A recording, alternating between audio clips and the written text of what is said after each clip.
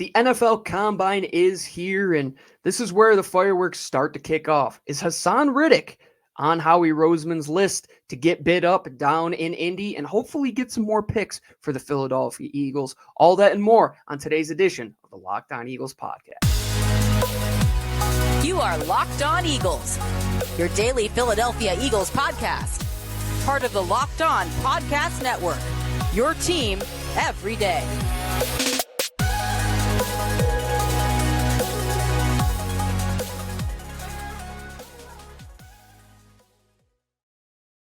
What's going on, everyone? I'm your host of the Locked On Eagles podcast, Gino Camilleri, Eagles expert and scouting director here at the only daily Philadelphia Eagles podcast, 5 days each and every week, all through the offseason and through the NFL scouting combine and the draft and the regular season. And there's only one place where you can find us. That is part of the Locked On Podcast Network, your team each and every day. And today's episode is brought to you by our friends over at FanDuel. Right now, new customers get $150 in bonus bets with any $5 winning bet. That's $150 if your bet wins. Visit FanDuel.com/LockedOn to get started, and make sure you are subscribing to the show so you could tune in each and every day. As we continue to talk about the combine, the draft is getting closer. And as we know, these drills, people could take them in stride. People can overemphasize them. Some people could fall in love in Indy for the wrong reasons. And we're going to talk about exactly that. But before we do, we have to talk about the big news from today. We had a show about a week and a half ago where we had brought up the idea of the Eagles potentially trading Haason Reddick, and all of a sudden, it's the Wednesday, the day before the drills kick off at the scouting combine, and the executives are down there. And all of a sudden, we get news on Twitter from Josina Anderson that multiple teams are interested in the Eagles linebacker. Important that they noted him as a linebacker because of things when it comes to franchise tags, so on and so forth. That's behind the scenes. But that many teams are interested in trading for him. Where there's smoke, there's fire, folks. Howie Roseman doesn't just show up somewhere and things like this start to get out. Howie knows what he's doing. He's trying to create a bidding war. Come on.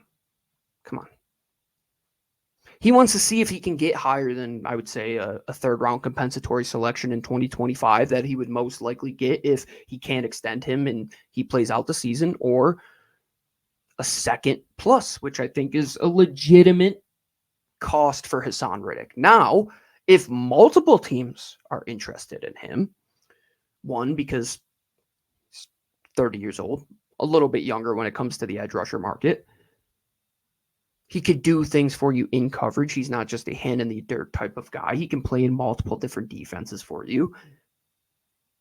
What is his market value going to be when it comes to a contract? Is Howie Roseman going to pay that? I don't know.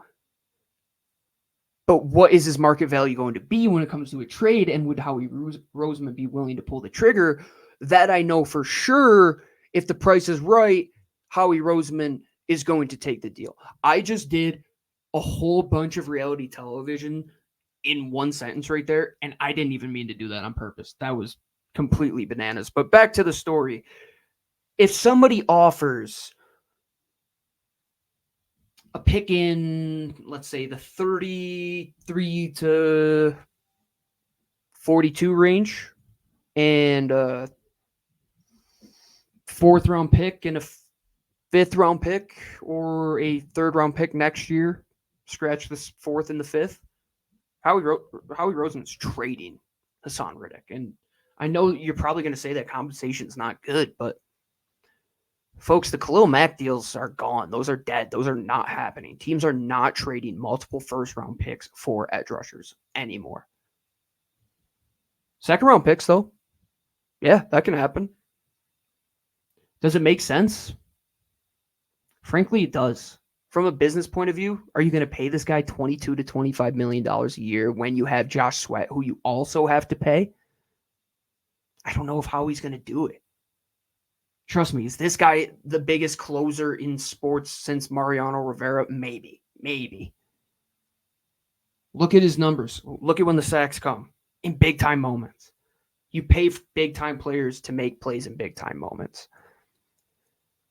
But one, I think this market is just so heavily overinflated. Two, what you can get for the price of Haason Reddick, you could probably pay 2 guys in free agency and make up the difference.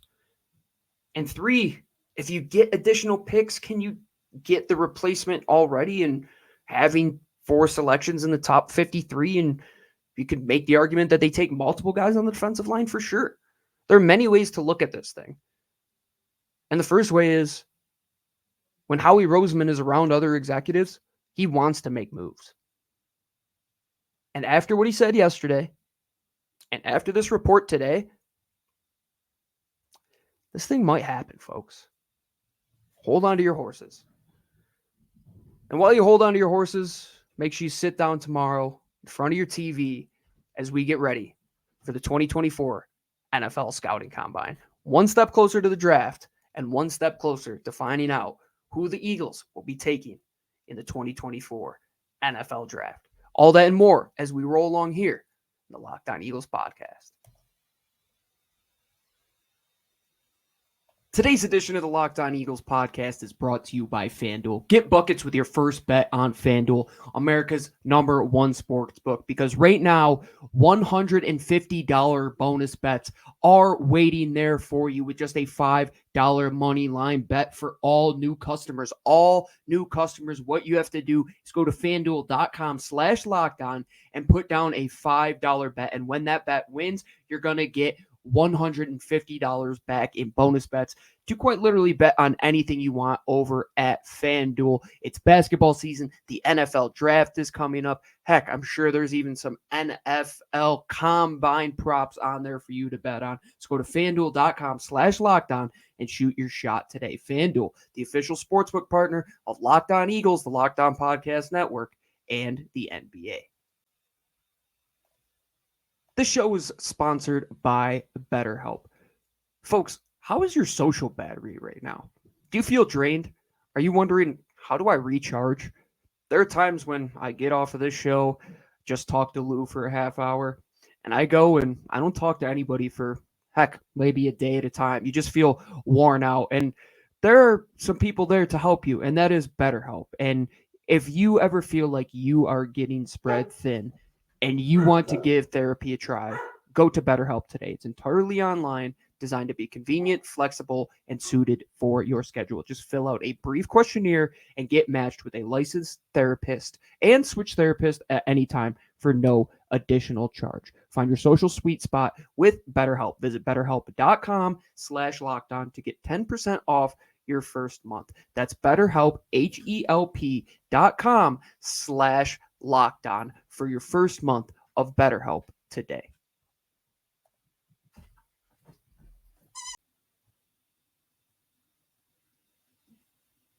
All right, everyone. Gino Camilleri, once again, your host of the Locked On Eagles podcast, your team each and every day. Thank you once again for joining us here on the Locked On Podcast Network. Make sure you start subscribing, liking, and commenting wherever you get your shows and on YouTube as well. And by the way, Locked On has launched the first ever national sports 24/7 streaming channel on YouTube. And now it's available on Amazon Fire TV in the free Fire TV channels app. Locked On Sports Today is here for you 24/7, covering the top stories of the day and local experts on Locked On, plus our national shows covering each and every league. Find Locked On Sports Today now and available on the free Fire TV channels app.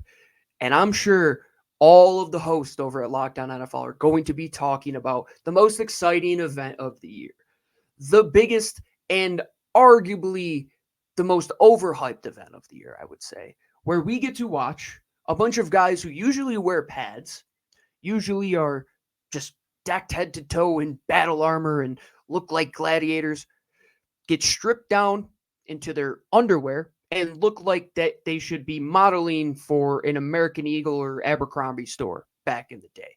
This isn't football, folks. This is an event that has to happen. Scouts have to get their numbers. They have to see how guys run. And at the end of the day, the NFL has to make their money. But there are things that you can take away from each of these drills that can be transferred over to the football field. You could take each of these at face value, and you can make selections like John Ross because he ran really fast in the 40, or you might overdraft an offensive lineman or a defensive tackle because they run a crazy good 10-yard split or put up an absurd amount on the bench press. Those are all different pieces of the puzzle that you can add in to their film, to how they did at the senior all-star game, such as the Senior Bowl. And now this is the next one right before their pro day. And it's arguably the last big showcase for a lot of these guys. And what I mean by that is this is a national stage. You are going to see guys who run a very good 40 time, and you're not going to see them the rest of the day, i.e. going back to guys like John Ross. This is a money-making day for these guys. Like it or not, there are teams that still fall in love with these numbers. Somebody like me, as an analytic, I can't ignore them. Can I justify taking an edge rusher in the first round who runs an 8-second L drill or 3-cone? Absolutely not. There is no way. But at the same time, if you turn on the tape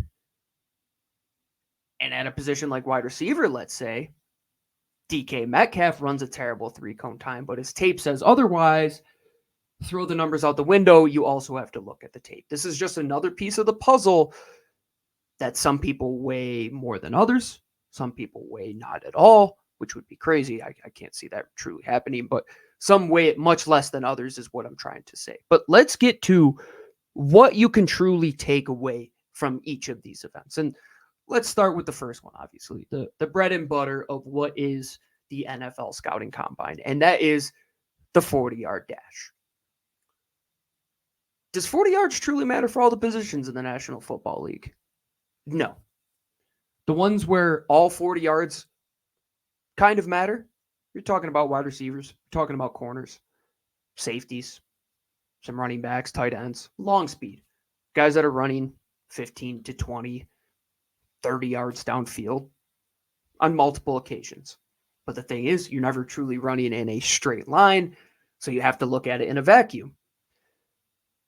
But at the same time, it can help you differentiate film speed between a guy who might look faster than another, but then you go and one guy who looks fast on tape runs a 4.6 at the combine, but one guy who looks slow runs a 4.4.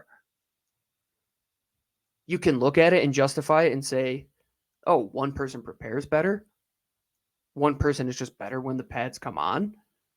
And now how do you weigh that? I think when you get into the 40-yard element, it can get really muddy. I think the better thing to take away is for some other positions like linebacker.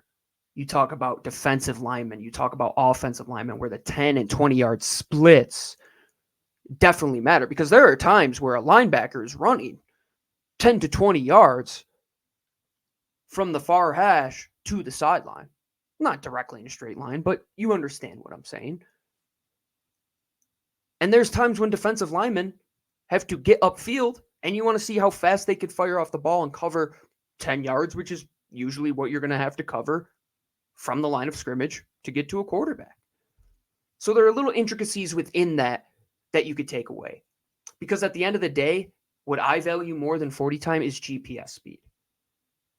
All of these guys are going to have GPS trackers on them during these events. And I think the differentiating factor is going to be all of these guys are going to have 4.4 and 4.5s, but what is the max speed that these guys can get up to? Because if somebody can get up to 23 miles an hour as opposed to 22.2, well, then we're onto something. And that might be a little bit more information that you might be able to transfer over to the football field, as opposed to guys just ham timing individuals running in a straight line for an event that Olympic runners are trained for, and these guys train for 3 months. So let's talk about some events that might transfer a little bit more to the football field. I want to talk about the L drill and the short shuttle. So the L drill, this is going to be a drill where they are starting and moving laterally. They're going to touch a cone with their left hand or right hand, depending on what dominant hand they are. They're going to go back and touch the line that they started. They are then going to go back to the cone that they first touched, wrap around said cone, make an infinity symbol or a figure eight symbol around another cone to where they are showing off their bend, i.e., a defensive end trying to corner around a tackle. You can picture it, or running the hoop, where you will then close on the outside of said L and make a C-like banana curl, almost like a person rounding first or second base, and then close out full speed. And what this does, it shows off how low you can stay to the ground, your center of gravity. Do you have good contact balance? Can you stay under control? These guys on the edge, how much can you bend? Can your ankles flex more than we see on tape? Because in person, you're going to be able to see how these guys move. How low can they get to the ground? The Josh Sweats, for example, these guys that are 6'4", how do they stay under control and get their hips around said player without losing their footing? And you're going to see good numbers here fall anywhere between the high end, which is elite testing, between somewhere in the high sixes. And then you're going to see a lot of guys fall in between the low sevens and somewhere in the 7.5 mark. If they start to get into the 8 territory, that's where you start to worry. So then we move to the short shuttle. What this is, you are going to be, and if you are watching me on YouTube here, you will be facing face forward. You will be squatting down as if you are in a squat position on a squat rack. You will then directly take your hand and center it between your legs. You will not be leaning left or right. So then, whatever hand you have on the ground, you will run in that direction first. You will touch a cone that is 5 yards away. You will then have to make sure you touch the cone with your foot and your hand. You will then go and touch the cone on the opposite side, which is 10 yards away, with your opposite hand and your opposite foot, and then you will fire through 5 yards to the line that you're started at. What does this show? This shows how do you move in a phone booth? How do you move in short areas? This is really good to see how slot receivers move. How do running backs move? How do linebackers move in space when they have to tackle guys that are coming at them and can give them two-way goes, or in coverage, for example, as well. How are they going to hold up? How do their hips move? Can they stay low to the ground without losing their footing? A lot of this is seeing how your athleticism transfers, one under pressure and one situationally to where you are not out of control. Because there are a lot of guys that are very good athletes, but if you can't bottle that up, it's no good when you get to the National Football League. So we talked about the 40-yard dash. We talked about the 10 and the 20-yard splits in each of them. You talk about the L drill. You talk about the short shuttle. Now let's talk about the jumps. These ones are really easy to explain. You talk about the vertical jump. You are measuring explosiveness on a vertical plane. How this is measured is you, and I'm doing this, how I've been there at pro days, and scouts I've seen them set these up, and I've been at CGS where I've had to do measurements, but not actually combine measurements, but I've walked through where you have to be there and you have to be up against the pole, arm all the way up extended, and picture you are trying to put your armpit, your elbow, and your pinky finger all the way flat on a wall while trying to touch your hips and your knees against said wall as well, because they want you to be as tall as possible. Then from there, they will measure up, I believe it is a foot from where your hand touches at the very top. Then you will get multiple tries from a standing position to leap vertically. What is this measuring? Explosiveness. What does the broad jump measure? Well, all this is, you're in a squatted position. You are jumping as far as you can on a horizontal plane. That is measuring your explosiveness. So all of these things you could take away. Key parts, explosion. Oh, where do we see that? Defensive line. You want to see that in wide receivers getting off of the line of scrimmage. How quickly can they explode? How physical are runners? Running backs, for example. You see a guy like Saquon, somebody with that much lower power, you're going to see a lot of explosion coming out of the gate. What do you get from these short shuttles? You're going to see these crazy athletes that are smaller, like the Dylan Laubas from New Hampshire, for example, at running back. Guys like that are going to test exceptionally well in a drill like that. And you see the freak athletes at every position test well when it comes to the 40 yards dash and set splits. You look at a guy, for example, on the edge or on the interior, if they're running a 1.51 to a 1.55 10-yard split, you could guarantee they're going to be a first rounder. So you could go and look at all the trends of each and all of these teams and see what guys with certain athletic traits go higher than others. And that's what I wanted to take a look at, because when I started brainstorming for this episode, I wanted to take a look at what Howie Roseman's philosophy was over the last 4 drafts or so when it comes to exactly this. When it comes to the combine, does he fall in love at the combine? Does he like very good athletes, or is he willing to be impartial and take some guys that might look better on film than they did at the combine? So to finish up this show, we'll be back right on the other side. Passion, drive, and patience. What brings home the winning trophy is also what keeps your ride or die alive. eBay Motors has everything you need to maintain your vehicle and level it up to peak performance. From superchargers, roof racks, exhaust kits, LED headlights, and more. Whether you're into speed, power, or style, eBay Motors has got you covered. With over 122 million parts for your number one ride or die, you'll always find exactly what you're looking for. And with eBay Guaranteed Fit, your part is guaranteed to fit your ride every time or your money back. Because with eBay Motors, you're burning rubber, not cash. With all the parts you need and the prices you want, it's easy to turn your car into the MVP and bring home that win. Keep your ride or die alive at ebaymotors.com. Eligible items only, exclusions apply. eBay Guaranteed Fit only available to U.S. customers.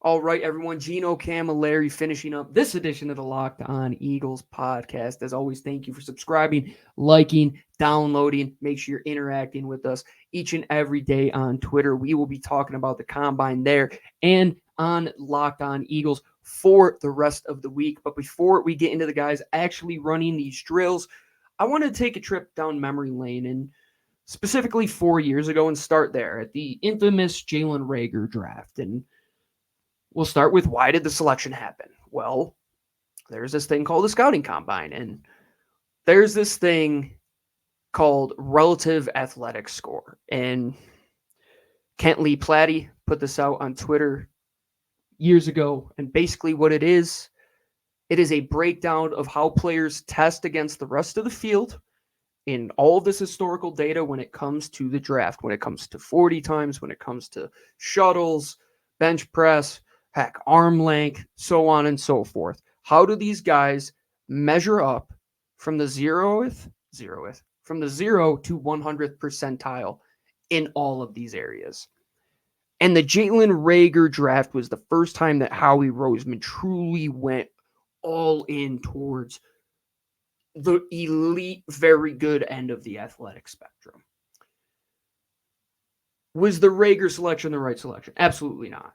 Was the logic behind it, though, understandable? And you're probably saying, Gino, what are you talking about? I get it. Because what Howie was doing at the time was identifying that this league and his team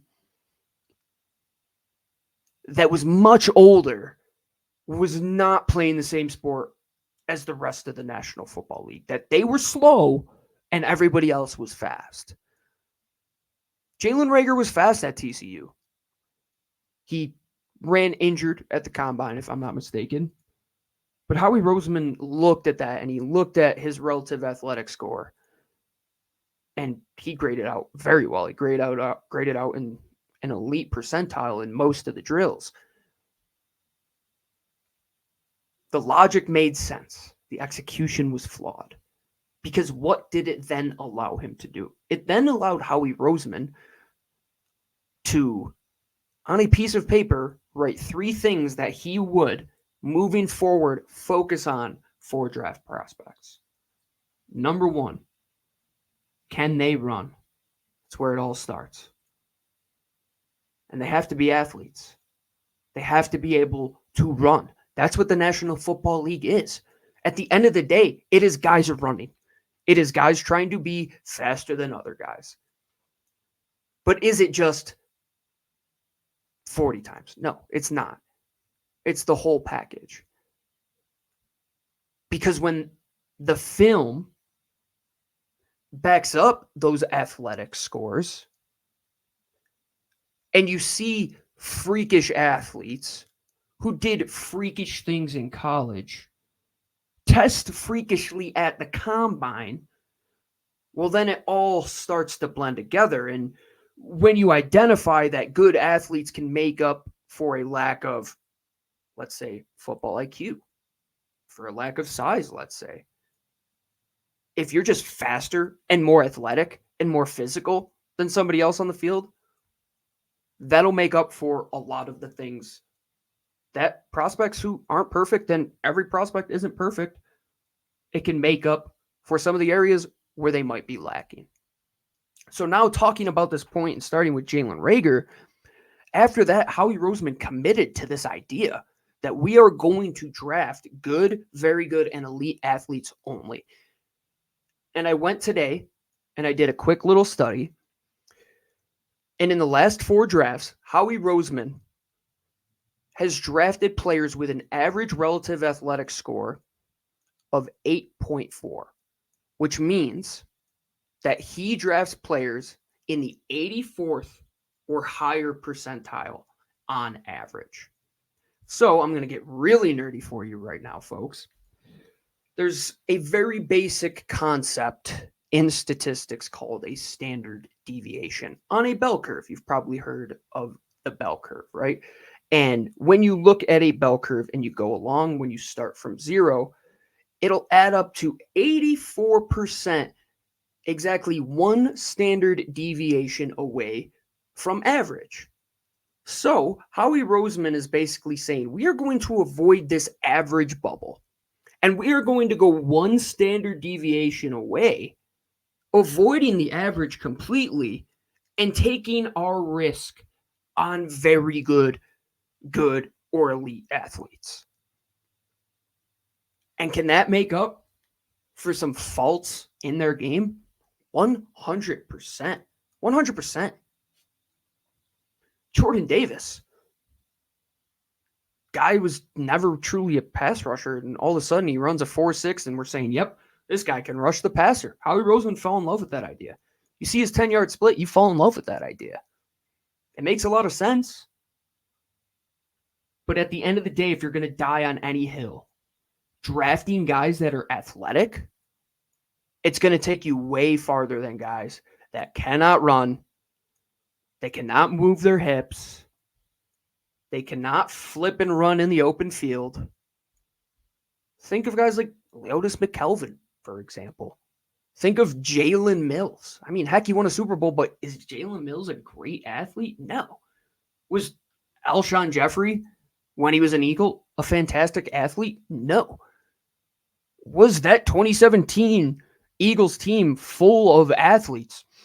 I would say no. They didn't have a team that was all-world athleticism.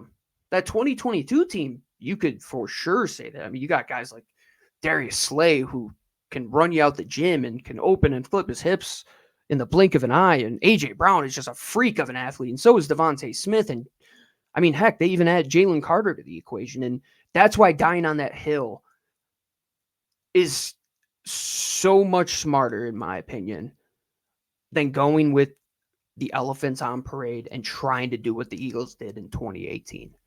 And 2020, like I said, the logic made sense, but the execution was flawed.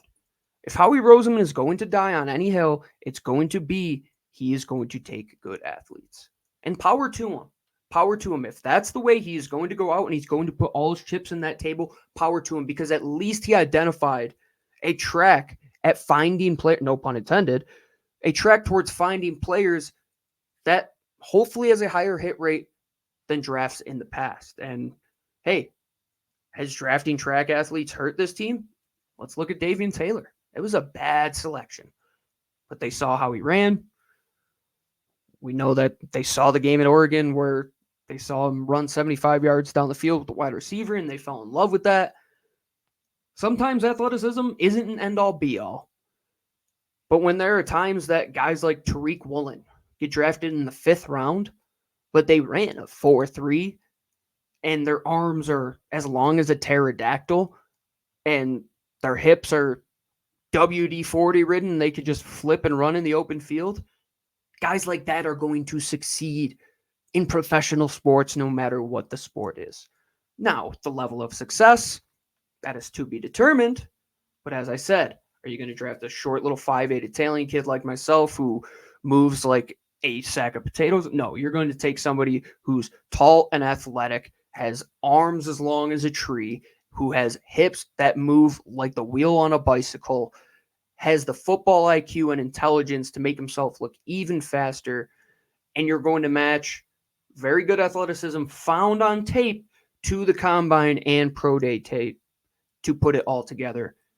And you're going to find some good prospects. And that's hopefully what Howie Roseman does at the combine. But for what we do here at Locked On Eagles, that will do it for us. But once again, thank you as always for joining us here on LOE. Make sure you download, rate, and subscribe wherever you get your shows and on YouTube as well. And while you are on YouTube, make sure you check out Locked On as they have launched the first ever national 24/7 sports streaming channel on YouTube and on Amazon Fire TV in the free TV channels app. Locked On Sports Today is here for you 24/7, covering all the top stories, including the NFL scouting combine from local experts and national shows for each and every league. Find Locked On Sports Today now and available on the free Fire TV channels app. Once again, find us on Twitter. Find myself at GC24_football. Find my co-host at DiBiase LOE. Make sure you follow the main page at Locked On Birds. Make sure you rate, subscribe, comment, talk to us each and every day. We will be back tomorrow and Thursday. Make sure you got your NFL Network ready to go to watch all these guys run around in spandex. Whip-de-doo, folks. It's Combine Week, one step closer to the NFL Draft. As always, I'm Gino Camilleri, and fly, Eagles, fly.